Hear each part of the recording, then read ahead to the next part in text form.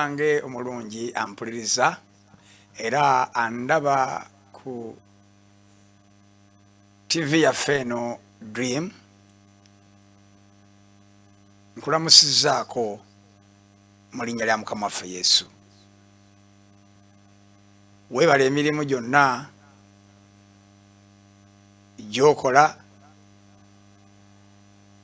olw'okuyamba obulamu bwo n'olw'okuyamba famire yo, eggwanga lyo, weewaawo n'ekkanisa. Amannya n'eddoboozi, nze omusumba Kumalirira Emmanuel, nga mpeereza oba nga nkulembera obuweereza obuyitibwa Buddo for Christ. Era obuweereza obwo busangibwa ku lw'e Masaka.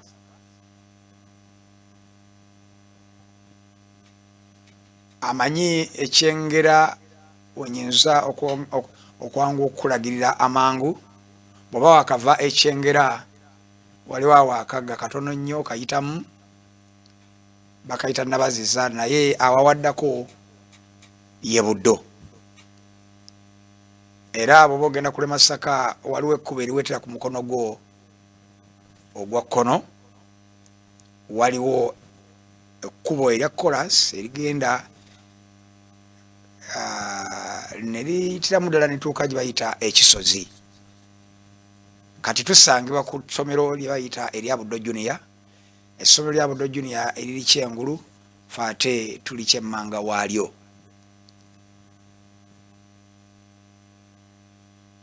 Njagala kwebaza Katonda atuwadde omwaganya nate olunaku olwaleero okubeera nga tuli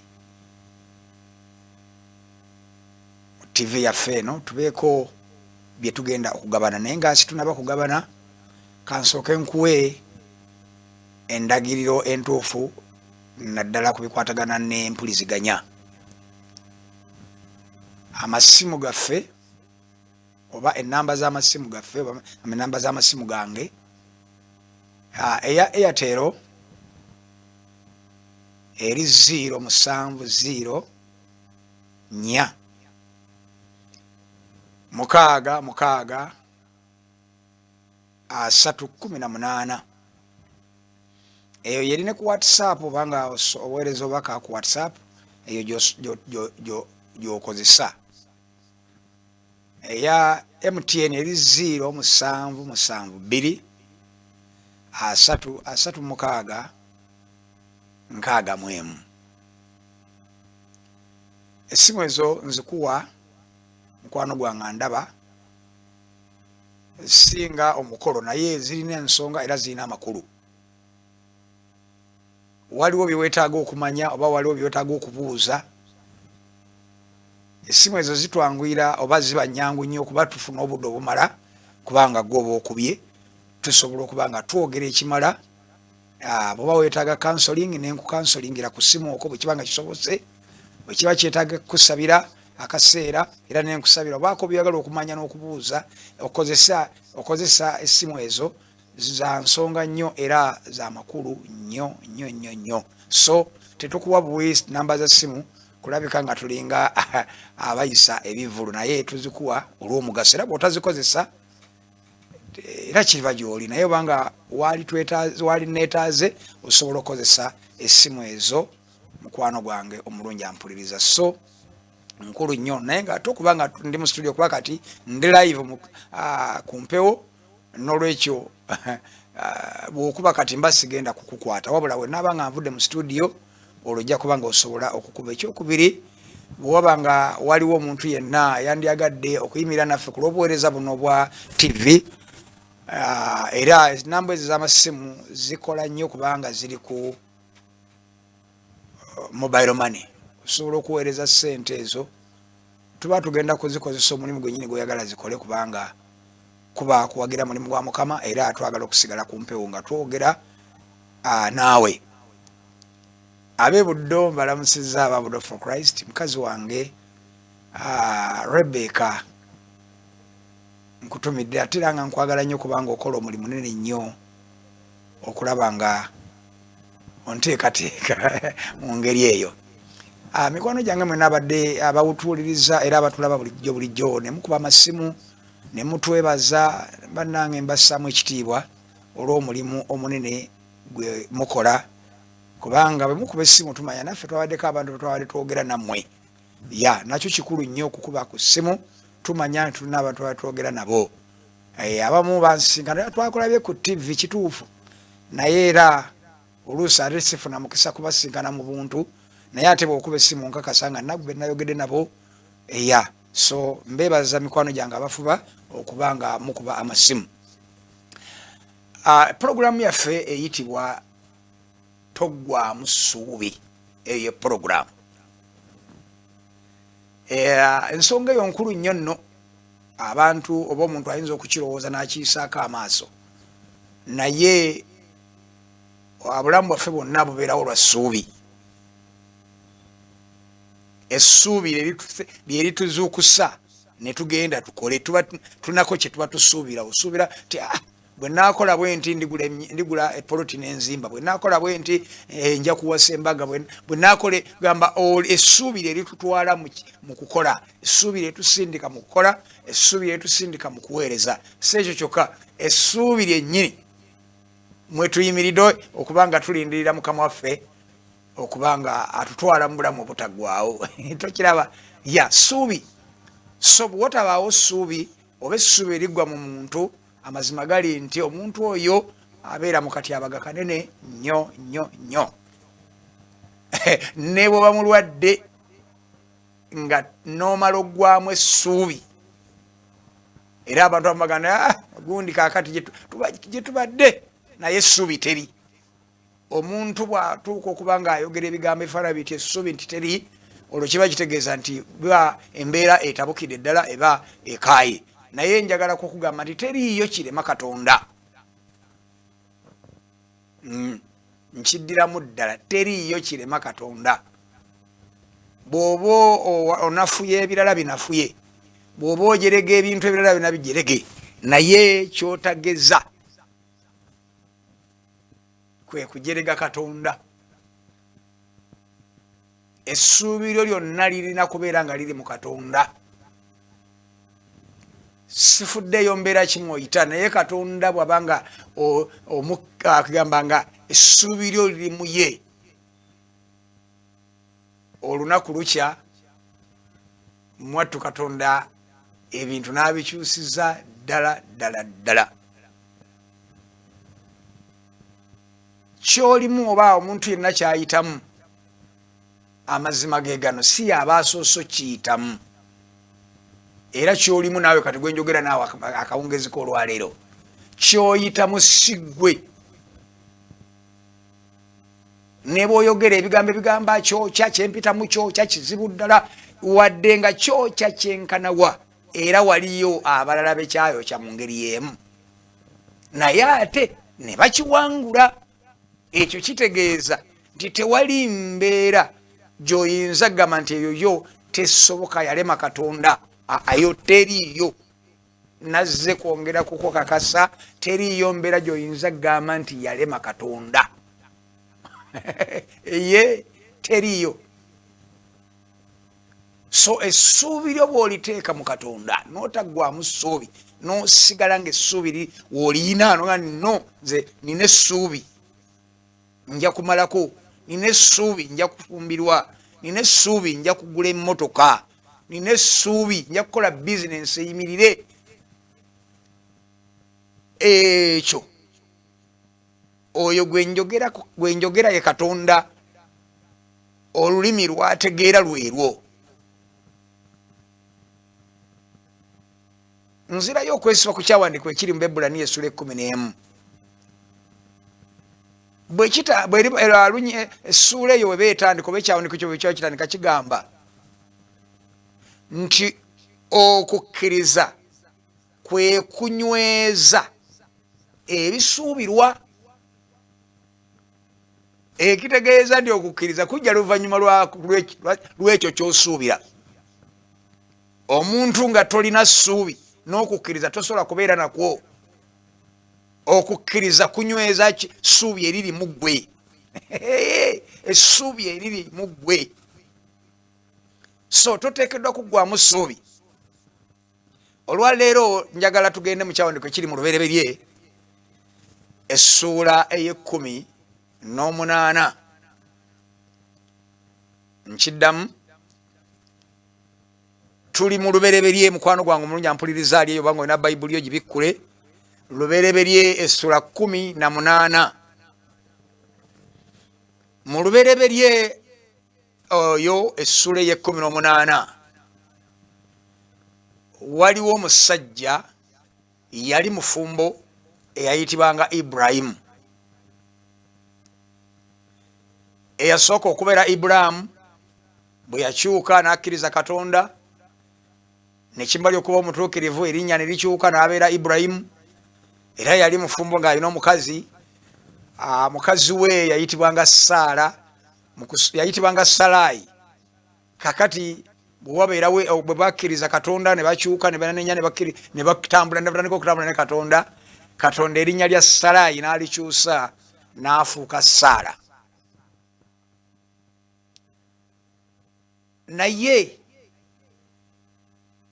emyaka gyabwe gyonna gye baali batambudde mu bufumbo n'emyaka gyabwe gyonna gye baali batambudde mu bulamu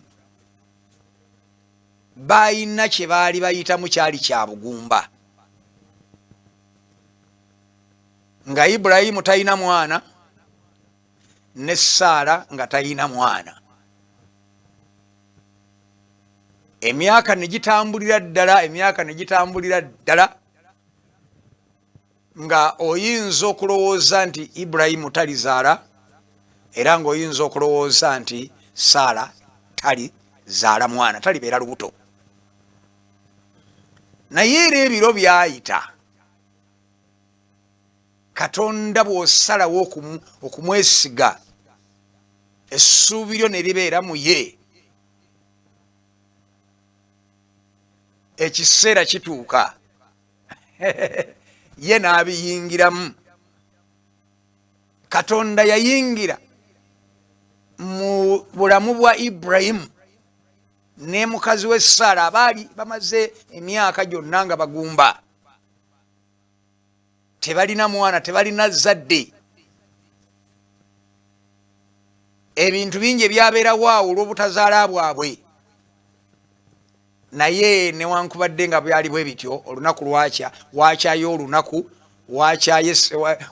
wafunikayo essaawa ey'enjawulo ku ssaawa zonna Ibulayimu ze yali abaddemu, wafunikawo olunaku olw'enjawulo mu nnaku zonna Ibulayimu ze yali abaddemu. Yali ali awo, akagambo ako kakulu nnyo. Ibulayimu yali ali awo nga Katonda guse. Ibulayimu n'atandika okwetala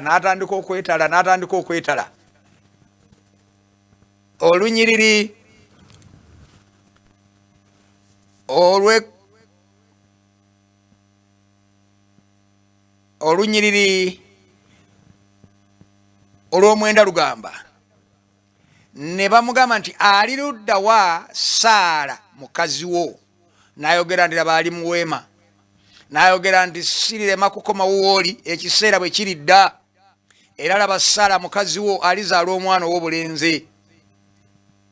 Saala n'awulira mu mulyango gw'eweema eyali ennyuma we. Ibulayimu ne Saala baali bakaddiye nga bayitiridde obukadde, so nga Saala takyabeera ng'empisa ey'abakazi bweri. Olunyiriri 12 Saala n'aseka munda ye ng'ayogera nti nga mmaze okukaddiwa ndisanyuka, era ne mukama wange ng'akaddiye. Saala bwe yawulira amawulire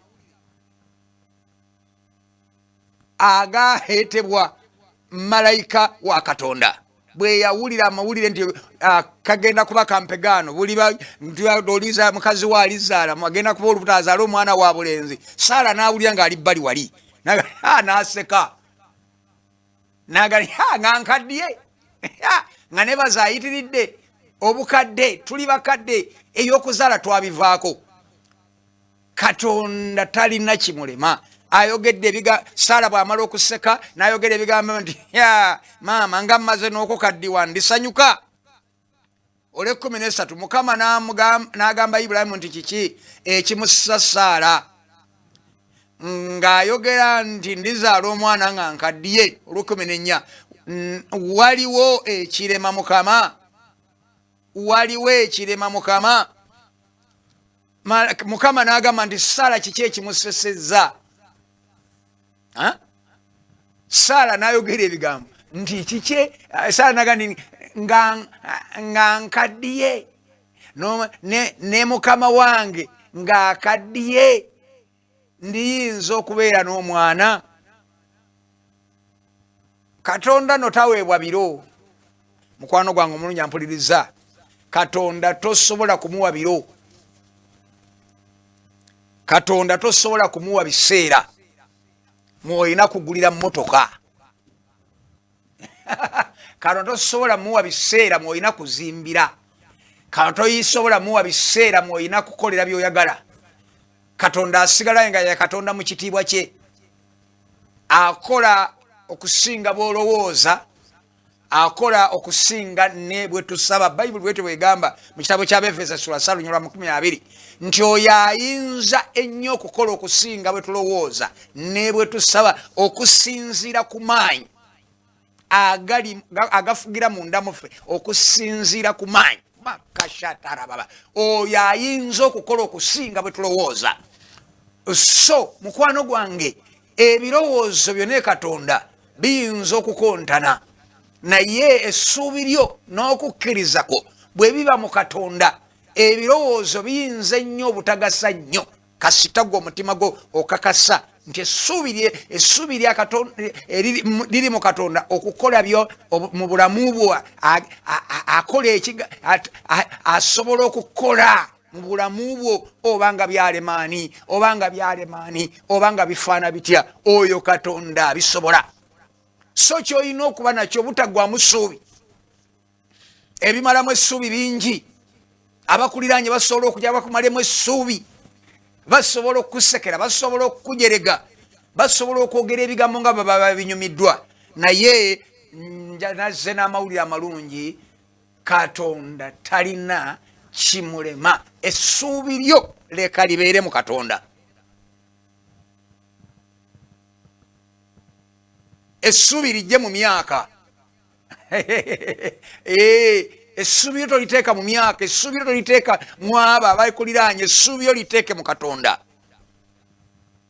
Malayika agamba Ibulayimu nti ebiro biridda, mukazi we agenda kuzaala ate ng'azaala mwana wa bulenzi gwe mwetaagira ddala, mwetaaga na musika. Makashataraba. Sara n'agamba nga nkaddiye ndiyinza okusanyuka. Ye oyo ye Katonda. Oyitiridde nga ensi nemaze okujerega, Katonda ayingirawo. Sara bw'amala okubeera olubuto yatandika okwekweka, yatandika n'okwekweka ng'alaba asonyiwadde.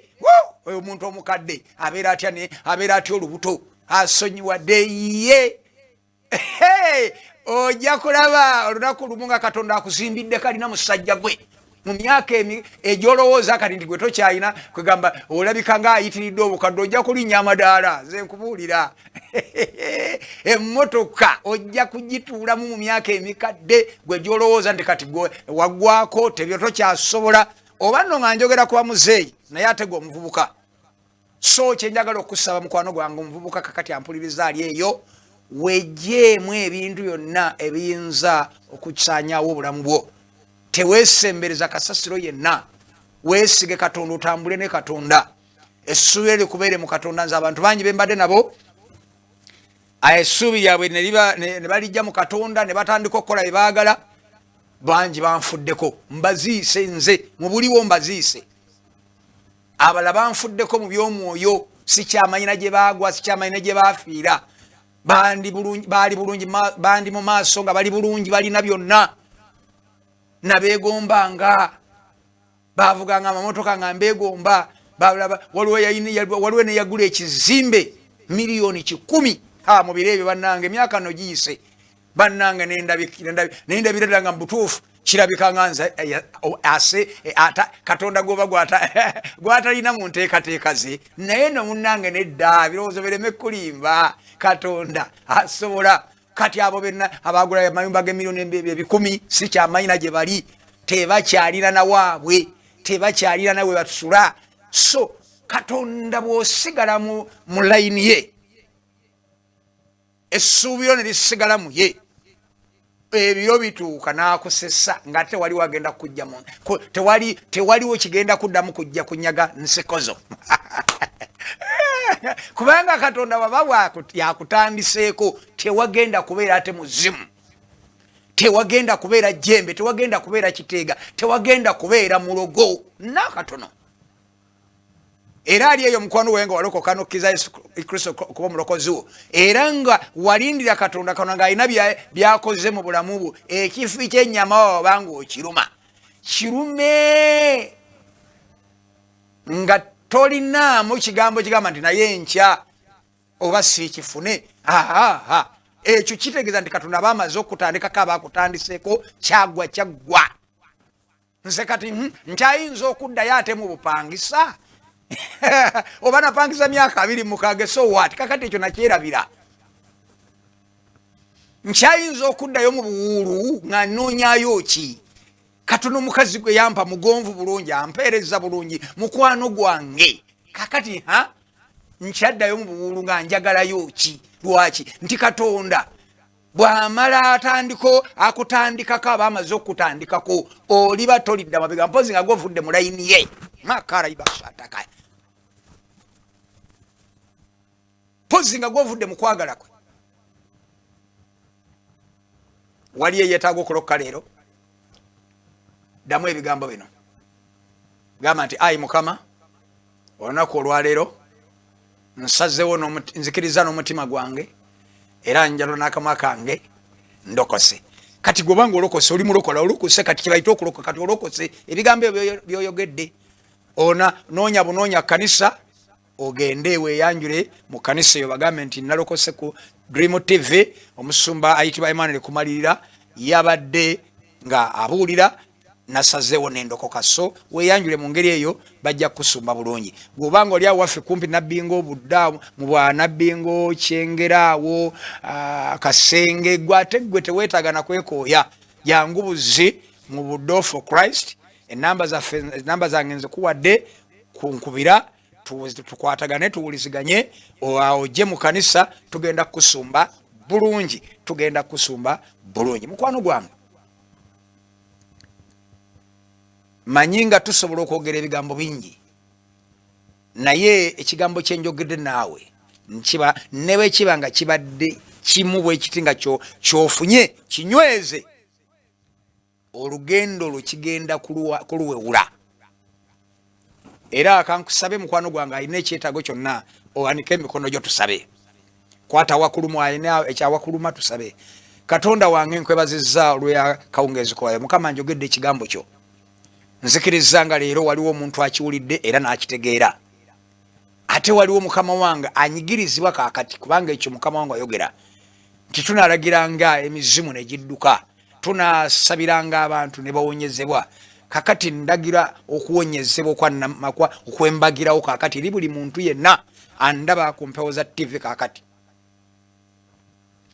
mu linnya erya Yesu Kristo omwana wa Katonda omulamu ndagira okuwonyezebwa okwembagirawo omulimu ogubadde gwagaana olwaliro ngulagira gujje mu ngalo z'omusajja oyo mu linnya erya Yesu Kristo omwana wa Katonda omulamu ekirwadde kya kansa nkiragira kikale ebizimba bibule badde mu nabaana ebadde mabeere byonna bibule mu linnya lya Yesu ndagira ekawuka ka mukenenya kakale mu linnya lya Yesu ndagira pressure edde mu levels zaayo mu linnya erya Yesu Kristo omwana wa Katonda omulamu Katonda wange ow'ekisa omukono gwo mukama wange teguyempowadde mukama wange okola ebyamagero abantu basinkane mukama obakolera ebyentiisa bakolera ebikulu manyi nga bajja kuyimirira bawa obujulizi nga bagamba nti Katonda yatuwonyeza Katonda yatuguliddewo enzigi weebale Katonda ow'ekisa gwe Katonda atalekaayo okukola mulimu gwo okuva olubereberyo okola n'okutuusa leero okyakola era ogenda kusigala ng'okola. Weebale Mukama olw'omulimu munene, weebale Katonda wange. Nkwebaza kubanga nsabye mu linnya erya Yesu Kristo omwana Katonda omulamu. Amasimu oba ennamba z'essimu ze nakuwadde mukwano gwange zikube, alina ekyetaago, alina kyoyagala okubuuza, kuba ennamba z'essimu ezo ngenda kubanga twogera, tugenda kubanga tunyumya. Nkwagaliza ekiro ekirungi, Mukama akumpeera omukisa mukwano gwange. Sula bulungi. Bye bye.